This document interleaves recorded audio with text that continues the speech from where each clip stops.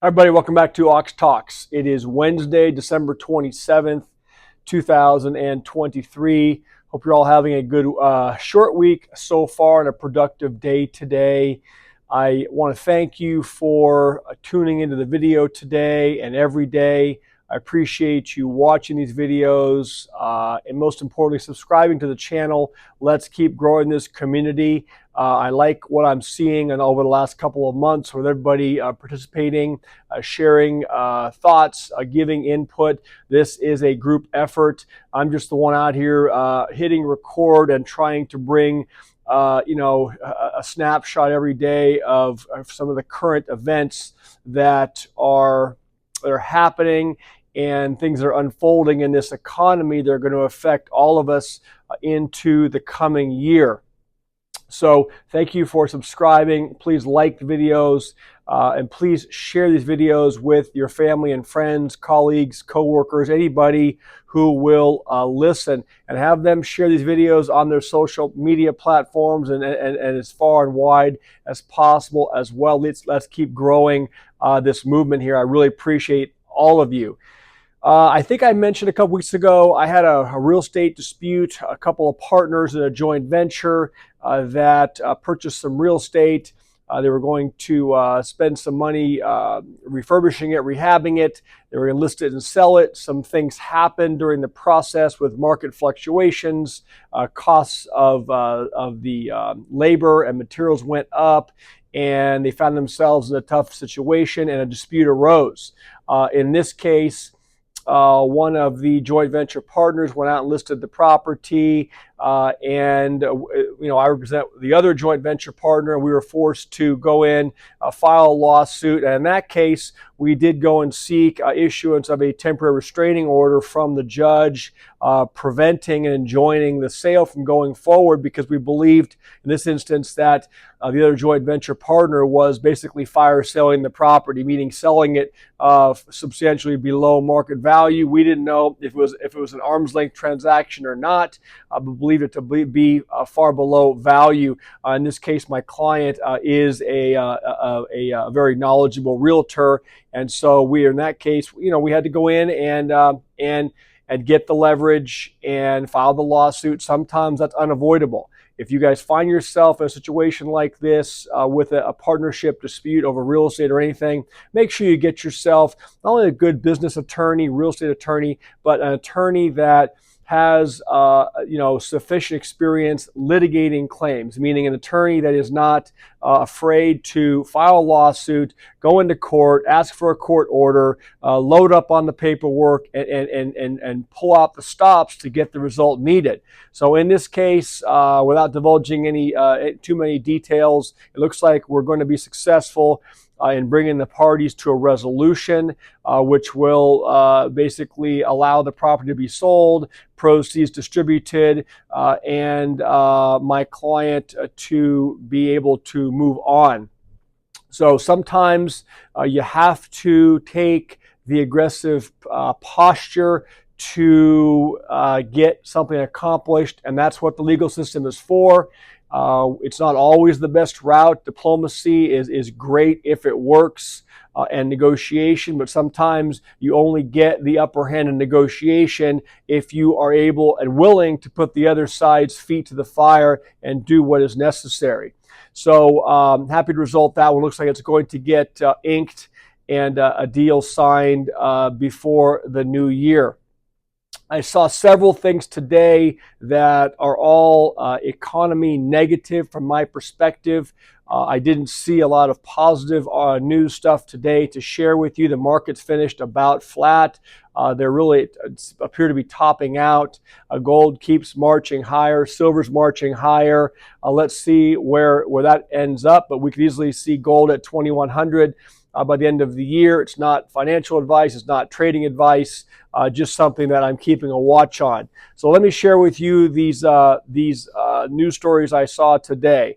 The first one's out of the Business Insider. It says, why Morgan Stanley thinks the U.S. economy could face a shock hard landing in 2024. Morgan Stanley, big bank. It says, the U.S. economy could be in for a surprise recession in 2024 that would put pressure on the Federal Reserve to drag interest rates lower, Morgan Stanley strategists have said. The strategists said that the Fed's rate hikes and the U.S. Treasury's debt issuance effectively added economic stimulus in 2023 via more interest payments, but that could switch to a drag on growth in 2024, it says. Because the monetary policy would get more restrictive in real terms in 2024, given that the benchmark rates tend to come down more slowly than inflation. What does that mean? It means you're going to keep getting squeezed. Your dollars aren't going to go as far, and interest rates are not going to come down fast enough to compensate for this. It says the surprise for 2024 comes in how the combination of increasing policy restraint around the world, the loss of U.S. Federal Reserve fiscal policy support, that means less free money, and the heightened uncertainty related to the U.S. General election push the economy into what they say would be a hard landing. And it says, which would also push the economy into the long-awaited downturn. So that's Business Insider today. Morgan Stanley sounding the alarm. Next article is from the Market Insider, and this one says the Fed may be done hiking interest rates, but get ready for more corporate defaults in 2024, according to Fitch Ratings. We have Morgan Stanley. Now we have Fitch Ratings also sounding the alarm. And what they say is as follows. Corporate defaults will rise next year in both the U.S. and the Eurozone as the impact of tighter central bank policy will continue to work its way through the economy, Fitch Ratings has cautioned. And that means what central banks have been doing to tighten rates over the past 18 months, that there is a lag effect, that I believe what you'll hear in this article is that the markets, the stock markets, may simply be not appropriately or properly pricing in. It says the agency expects a much shallower Federal Reserve pivot than what U.S. markets are forecasting. It projects that interest rates will fall by 75 basis points through next year, taking the Fed funds rate to 4.75%. Despite hopes for a pivot from the central banks around the world, high borrowing costs will continue to be a burden on corporations through 2024. Through October, the year has been marked by 127 corporate debt defaults, 13% above the 5-year average, as borrowing costs have come close to tripling for some firms compared to prior years. But in 2024, defaults could rise to a rate of 3.5% to 4% for leveraged loans, Fitch estimates. It expects high-yield bond defaults to reach 5% to 5.5%, over 6 times the default rate among all such issuers in 2021.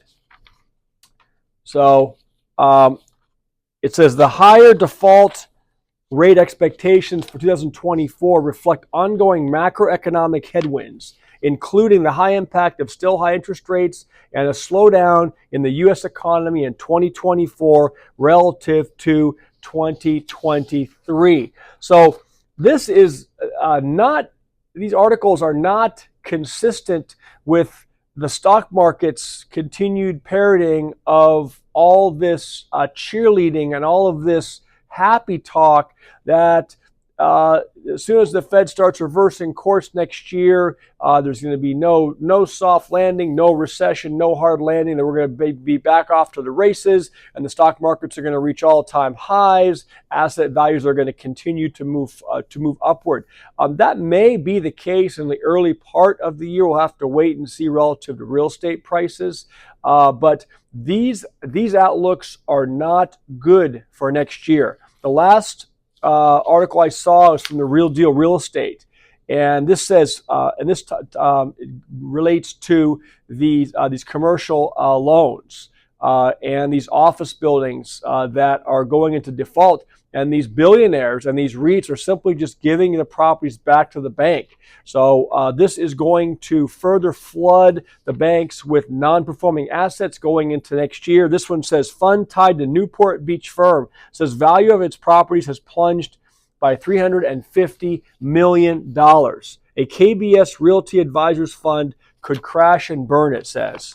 KBS Real Estate Investment Trust 3, based in Newport Beach, California, is warning its business may soon fizzle out, citing a regulatory filing. The KBS Trust warned shareholders that considering the current commercial real estate lending environment, this raises substantial doubt as to KBS REIT 3's ability to continue as a going concern. And they own more than $1.2 billion in office properties from Minnesota to Texas, including 3 large office buildings in Dallas. The KBS REIT 3 says the value of its properties, listen, has plunged since September of last year by nearly $350 million. In August, it says the fund tied to the Newport Beach-based investment firm was poised to surrender an 18-story, 252,000 square foot office building in San Francisco's downtown to the lender. The KBS fund bought the Class A building in 2013 for $121 million, and now they're simply turning the keys back over to the lender and walking away from the asset. So the article concludes by saying KBS REIT 3 has $1.7 billion in loan maturities in the next 12 months. The fund said in December 15th report to shareholders that the company may relinquish ownership of one or more of the secured properties to the mortgage lender. So properties are going back to the banks. The 2024 forecast and warnings from Morgan Stanley and Fitch Rating are all bad.